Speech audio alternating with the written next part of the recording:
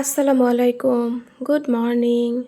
কেমন আছেন সবাই? আশা করছি ভালো আছেন। Welcome to my channel Shashi's basket.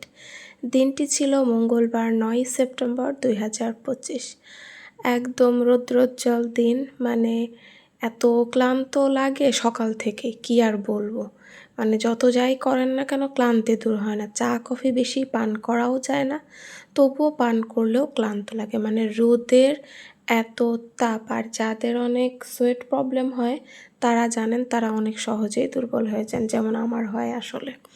তো কী বার বলবো, দিনটাও শুরু করেছি, আমার কিছুই করতে ইচ্ছা করে না। আমার খুব খুব খুব বেশি প্রয়োজন একটু বাইরে বের হওয়া, এই গতানুগতিকের জীবন থেকে বাইরে যাওয়া অনেক দিনের জন্য আমার মনে হচ্ছে। কিন্তু আমি আসলে পারতেছি না, সময় সুযোগ আমার কোনোটাই হচ্ছে না। জানি না কবে হবে। আমি অনেক কিছুই প্ল্যান করতেছি, জানি না কী হবে। মানে আমি কিছুই করতে পারতেছি না। আমার কারোর সাথে কথা বলতে ইচ্ছা করতেছে না, আমার কিছু করতে ইচ্ছা করতেছে। কাজ, আমার শখের কোনো জিনিস কিছুই না। মানে আমি বোর হয়ে যাচ্ছি আমার প্রতি। যাই হোক, অনেক আজাইরা কথা বলে ফেললাম। এর মাঝে দেখলেন আমি সকালের নাস্তাটাও সেরে নিয়েছি। পরে আমার অনেক কাজ ছিল, আজকে একটু কাজ করেছি। ওই যে কাজ করব না, আজ অনেক দিন যাবত ঠিক মতন কাজ করিনি। পরে আজকে ঘর দোর মুছে আজকে ক্লিন করেছে। আজ কয়েকদিন না করাতে বেশি ময়লা হয়েছিল, আর ধুলো আবার আসা শুরু হয়েছে। বারান্দা টারান্দা বেশি ময়লা হয়েছিল।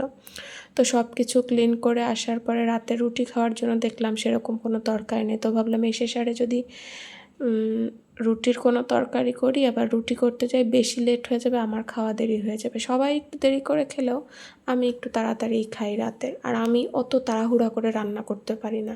আমার মনে হয় বেশি তাড়াহুড়া করে রান্না করলে আমার রান্নাটা অতটা মজা হয় না, যেহেতু আমি অত পারদর্শী না। আর আমি যেহেতু রান্না করতেছি সবাই খাবে, সো সে জিনিসটা যদি ভালোই না হয়, কেউ যদি তৃপ্তি সহকারে খেতেই না পারে, তাহলে ওই রান্না আমার মনে হয় আমার না করা ভালো।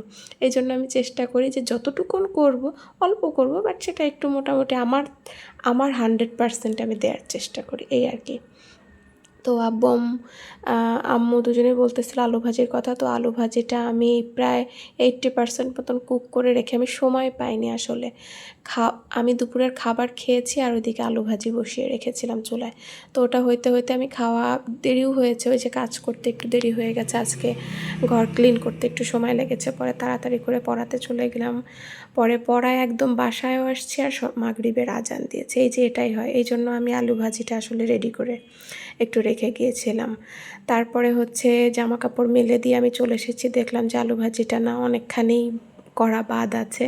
তো আমি করলাম। আর একটা ছোট্ট একটা টিপস দেই আপনাদের, এটা আমিও নতুনই শিখেছি আসলে, যে আলু ভাজিটা যাতে এরকম একটু মানে ভেঙে না যায়, একদম ঘন্ট না হয়ে যায়, তাতে একটু ছাড়ানো পাত্রে রান্না করবেন, আর খুবই কম নাড়বেন। যদিও আমি নাড়াটা পারি না, পরবর্তীতে আম্মুকে দিয়ে একটু লবণ দেখাইতে গেছিলাম, আম্মু নেড়ে একদম ঘন্ট হয়নি, মানে একটু ভাঙা ভাঙা হয়েছে আর কি। এই তো আমি রুটি করে নিলাম। আমাদের বাসায় আসলে লাল আটার রুটিটাই খাওয়া, এটাই স্বাস্থ্যের জন্য ভালো, আর ডায়াবেটিক্সের রুগী যেহেতু আছে। তো আমি রুটিও করে নিয়েছি। এই যে এখন আমি আলু ভাজি রুটি, এই যে হালকা হালকা ভেঙে গিয়েছে, মানে আম্মু লবণ হয় না দেখে অনেকক্ষণ নাড়ছিল। আমি যেরকম করতে চাচ্ছিলাম সেরকম হয় না, তবে আম্মুর আলু ভাজি অনেক মজা হয় আসলে। তো এই তো ছিল আজকের ভিডিও। সবাই ভালো থাকবেন। আল্লাহ হাফেজ।